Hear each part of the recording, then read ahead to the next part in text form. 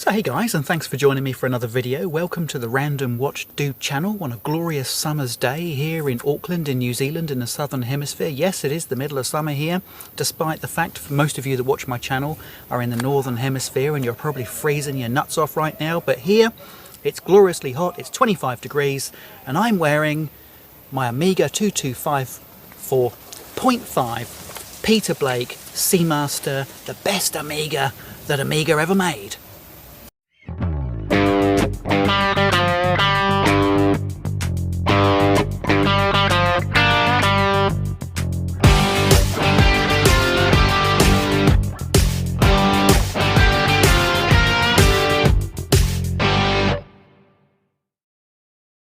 Okay guys, so today I want to talk to you about servicing. There's been a little topic on my mind recently. I was just thinking about servicing of watches. Now I've built up a little collection, as some of you might know, of mechanical watches, and some of those watches cost an absolute fortune to get serviced, and this is a good example. This is the Omega 2254.5, the Peter Blake, the Seamaster. Now this watch is actually 25-ish years old.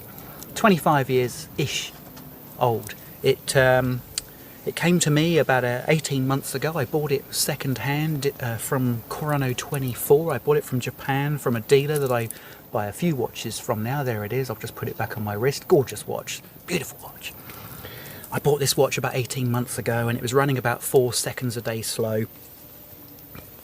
And the hand winding mechanism was a little bit grindy, you know, a little bit, bit whiny and a bit gritty. And I thought, I'm going to put it in for a service. So before I did that, I went to an Omega authorized service agent and I got a quote.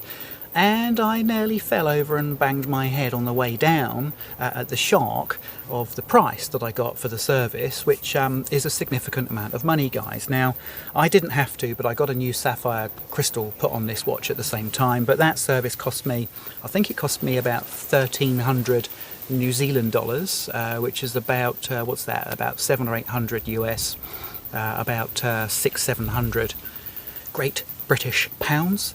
It's a lot of money. It's a heck of a lot of money. I could have bought a really nice brand new watch for the cost of getting this watch serviced. Why is that? Why did it cost so much money? Well, of course, you're paying for a watchmaker's expertise. You're paying for a watchmaker's time. I don't know how long it takes to actually service a watch like this. They don't just service one at a time, of course. They might service a dozen at the same time, and they just take a dozen watches through the various stages of being serviced. They might be working on 10 or 12 at any one time. But I can imagine this takes several hours of a very, very specialised, dedicated service agent's time. And of course, time is money. And of course, you know, when you're using somebody who's got a lot of experience and is very, very good at their trade, they tend to charge a lot of money. So it's a standard set rate that Omega charge. They tell you that you're going to pay this amount of money to service this watch. So 1,400 bucks. Could have bought a nice new watch with it. But it's got me thinking, guys. It's got me thinking about, you know, what the future of servicing, because one of the reasons I've actually got a very strong feeling that the cost is going to go even higher over the next few years is two reasons. One of them is the sheer volume of watches that are out there, the sheer volume of watches. The sheer demand for mechanical watches has grown significantly, particularly since COVID, but even before COVID, since I'm going to say since around the mid-2010s, if you like, you know, the last 15, 20 years, the demand for mechanical watches has increased significantly. You know, everybody used to wear a quartz and that was it. You were done with a quartz, but mechanical watches have kind of come back into vogue, and hey, that's great. It's great. That's why probably we're in the hobby, is because they are back in vogue.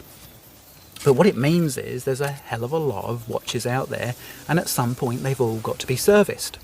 Point number two, guys, is there are fewer people out there that are able to service these watches. The watchmaking hobby, the watchmaking trade, and the watchmaking profession, I think, is shrinking. I think there are less people out there that are going to be qualified in the future to service your watch. So what does that mean for the future of watch servicing? Well, what I think it means for the future of watch servicing is that you are going to have to wait for a heck of a long time if you want an expert to service your watch. And when I say a heck of a long time, I'm talking many months.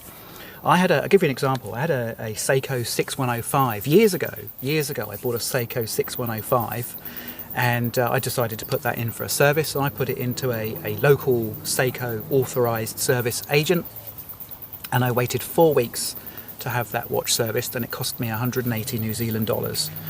3 or 4 years later, if I want to get that watch serviced again now, I'm going to pay double.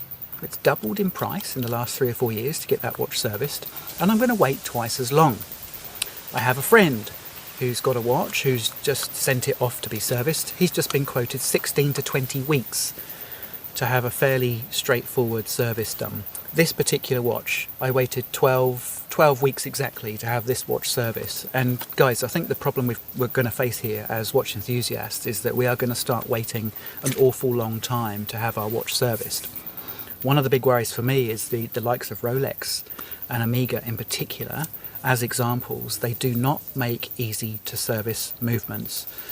Some might say that Rolex do. Well, okay, if you have a non-Rolex certified agent who's servicing a Rolex that's got the parachrome hairspring and all the fancy bells and whistles and the patented parts that are in that movement, how do you think they're going to get on when they want to order parts to service that movement that need to be replaced? Yeah, that's right, guys. Rolex won't sell anybody parts for their movements unless they're a Rolex certified service agent. So you are going to have to wait if you want to have your watch serviced. And Rolex has a big problem because they sell over 1 million watches a year as well. So that's going to add even more of a difficult dimension for Rolex. I actually genuinely don't know how Rolex are going to get around this in the next 10 to 15 years. I don't know how they're going to get around this when there are literally 4 or 5 million watches that need to be serviced in, let's say, 10 years' time. Who the hell is going to be able to service 4 or 5 million watches? It's just not going to happen, guys, is it? Unless you are prepared to wait for a phenomenal amount of time. And I think the same thing might apply to Omega, but maybe to a lesser extent. But it's led me to 2 conclusions, 2 options that we have. One is you bite the bullet, you pay thousands of dollars to wait 6 months to have your watch serviced. The alternative is you service it yourself. Now, of course, servicing it yourself isn't something that just happens overnight. And of course, I have to exclude Rolex here, and almost exclusively Rolex, because I think for any other watch company, I could probably get hold of the parts that I required for a movement that needed to be serviced apart from a Rolex, unless I went onto eBay and bought cheapy chips used parts, or I bought fake copies of genuine parts. I'm going to have trouble getting a Rolex serviced, aren't I? But for any other watch brand outside of Rolex, and I'm talking about probably Omegas, I'm talking about Tudors, I'm talking about lots of other mainstream watch brands, you know, there is obviously the option to service that watch yourself. And it's not an easy feat, is it? You know, it's if you were to watch any of the watchmaking videos, the watch repair videos, and I very frequently, like a lot of you guys, watch Wristwatch Revival. That guy's got a phenomenal amount of views for every time he opens up the back of an old GMT Master 2. The guy's getting 1 million views per video. It's astonishing how many of us are fascinated by watching a skilled watchmaker take apart piece by piece, screw by screw, and jewel by jewel, and spring by spring, a watch movement. We love it, don't we? We're absolutely engrossed. We find it so satisfying to watch somebody just pull one of these delicate, intricate movements apart and oil it and clean it and then put it back together again. I love it. It's very therapeutic, actually. If you haven't watched any of these videos, just go onto YouTube and just dial in service of Rolex Submariner and just watch some of these guys at work. Now, as all these guys tell you, this is not difficult work, but you have to be very patient and you have to do your diligence and your homework and you have to have all the tools. So guys, there's a lot of people out there that aren't going to be up for this. I have to say, just to make a small admission, I am up for this. I'm quite keen. So I've just started on the watchmaking journey myself. I've bought a time grapher. What else have I bought? I've bought an ultrasonic bath. I've bought all the basic screwdrivers and tweezers and hand removers. I've bought just some of the really basic watch servicing essentials, and I have actually just started to play around in the last few days, almost literally, on watches.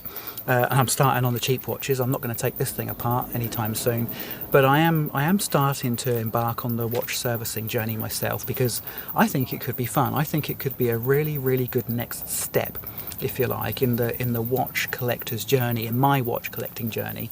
I think it could be a really fun next step, rather than just lying awake at night or waking up in the morning thinking about what watch I'm going to buy next. Maybe the next step for me is to enjoy the servicing, the repair, and just taking watches apart and putting them back together again. And I know a lot of you guys do that already, and it's called modding.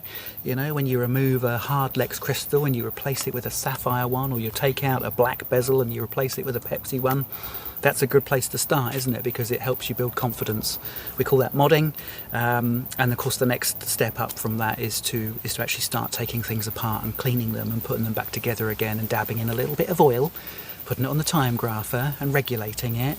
And hey, could be fun, couldn't it? But to go back to the crux of this video, guys, is how the heck are we going to get our mechanical watches serviced in 10 years' time without having to wait 6 months and pay thousands of dollars?